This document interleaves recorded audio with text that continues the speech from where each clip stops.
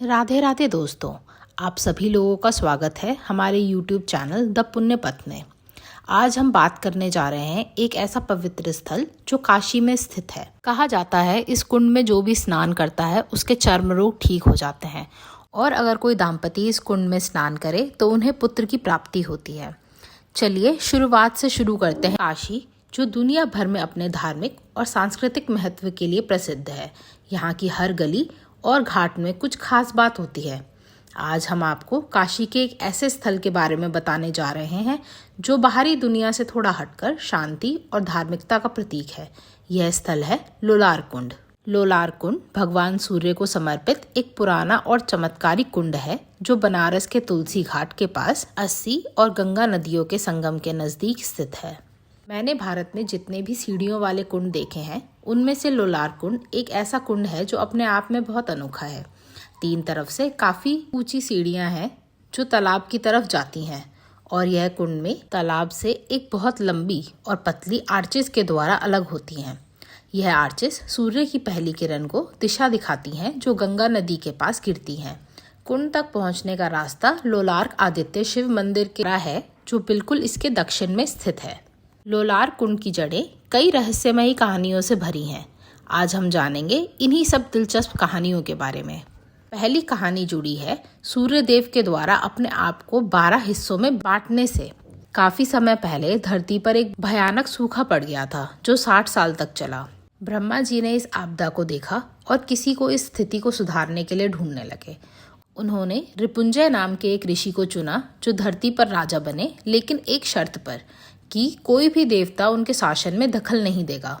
उनके शासन में धरती पर पूर्ण व्यवस्था वापस आ गई, परंतु शर्त के अनुसार सभी देवताओं को काशी से जाना पड़ा। परंतु शिव जी को काशी लौटने की बहुत इच्छा थी। बहुत विचार विमर्श करने के बाद शिव जी और पार्वती जी ने 64 देवियों योगिनियों से मदद मांगने का फैसला किया। योगिनियों ने कई तरह के वेश धारण किए और राजा के शासन को बाधित करने का प्रयास किया। वह काशी में उतरी, लेकिन उनकी कोई भी कोशिश सफल न हुई। हताश होकर शिवजी ने सूर्य देव की ओर रुख किया जो उनकी मदद करने के लिए तैयार हो गए। ऐसा कहा जाता है कि जब सूर्य देव ने पहली बार काशी पर नजर डाली तो वह बेकाबू उत्साह से कांप उठे।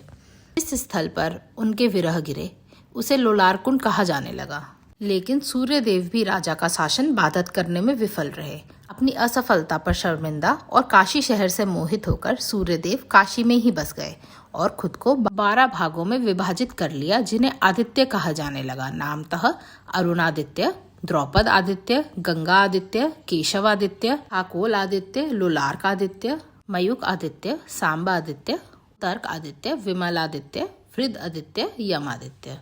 इस तरह काशी आदित्यों के घर के रूप में जानी जाने लगी।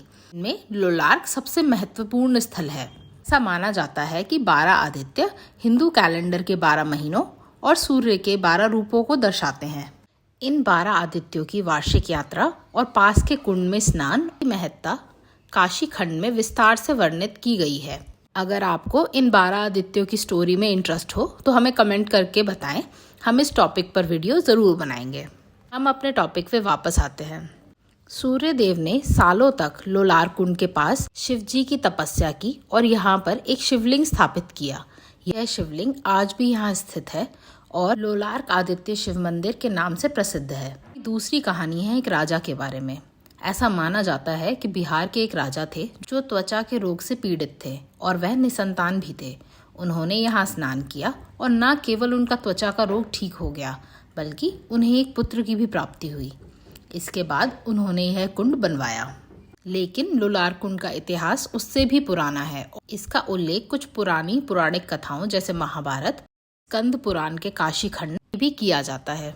यहाँ सीढ़ियों के पास 2 कॉपर की प्लेट्स हैं जिसपे इंस्क्रिप्शन मिलती है जो गोदवाला राजाओं के संरक्षण को दर्शाती हैं जो यहाँ स्नान और पूजा करते थे। गोदवाला वंश का शासन 1089 से 1197 AD तक चला और यह संभव है कि जो भी हम आज देखते हैं वह उन सब लोगों ने ही बनाया हो। प्राचीन कथाओं के अनुसार इंदौर की रानी अहिल्याबाई होलकर ने भी इस कुंड में चारों तरफ कीमती सोने के पत्थर से सजावट करवाई थी।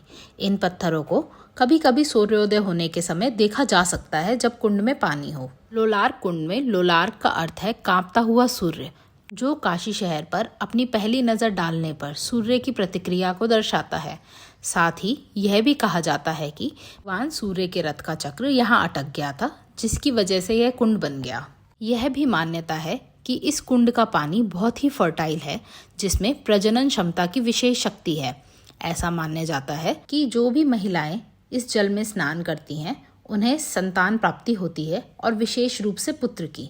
साल में सिर्फ एक ही दिन यह कुंड खुलता है, और वह दिन होता है लोलार्क षष्ठी या सूर्य षष्ठी। भादो महीने के भद्रपड़ा शुक्ल पक्ष के षष्ठी तिथि में यहाँ लक्खा मेला लगता है, और तब काशी के इस लोलार्क कुंड में डुबकी लगाने के लिए अलग अलग क्षेत्रों से श्रद्धालु की भीड़ उमड़ पड़ती है। लक्खा मेले में लोलार्क षष्ठी या सूर्य षष्ठी स्नान की बड़ी मान्यता है, और कहते हैं कि महादेव लोलार्केश्वर के आशीर्वाद से संतान प्राप्ति की कामना करने वाले दंपतियों की मनोकामना पूरी हो जाती है। इस साल यह उत्सव 28 अगस्त को मनाया जाएगा। इस दिन सूर्योदय के समय 7000 से भी अधिक जोड़े लोलार्क कुंड में नहाने आते हैं। इस विधि की शुरुआत होती है लोलार्केश्वर मंदिर से, जहां पति पत्नी दोनों मिलकर हाथों में फूल, पानी और मन में विश्वास लेके एक संकल्प लेते हैं कि हे महादेव, हमें एक संतान का वरदान दो। हम श्रद्धा के साथ यह विधि पूरी करेंगे। फिर दोनों पति पत्नी एक साथ मिलकर इस कुंड में स्नान करते हैं। पति की धोती को पत्नी की साड़ी से बांध दिया जाता है। कुंड में नहाते वक्त पति पत्नी को एक फल जल में छोड़ना होता है, जिसे वह पूरी जिंदगी ना खाने का संकल्प लेते हैं। स्नान के बाद पति पत्नी अपने गीले कपड़े वहीं छोड़ देते हैं और आशीर्वाद लेते हैं लोलार्केश्वर भगवान का। जो जोड़े दावा करते हैं कि यहाँ स्नान करने के परिणाम स्वरूप उन्हें पुत्र प्राप्ति हुई है, वह धन्यवाद देने और बच्चे का मुंडन करवाने के लिए यहाँ वापस आते हैं। तो दोस्तों, यही थी लोलार्क कुंड की कहानी। अब यह सत्य है या लोक कथा, इसका फैसला मैं आप पे छोड़ती हूँ। अगर आपको यह वीडियो पसंद आई हो तो इसे लाइक करें, कमेंट करें और अपने दोस्तों के साथ शेयर करें। अगर आपको रहस्यमयी कहानी देखना पसंद है तो हमारे चैनल को सब्सक्राइब करें, और हमारी पिछली वीडियोस 7 चिरंजीवी और नवदुर्गे की कथा सुनना ना भूलें। तब तक के लिए राधे राधे।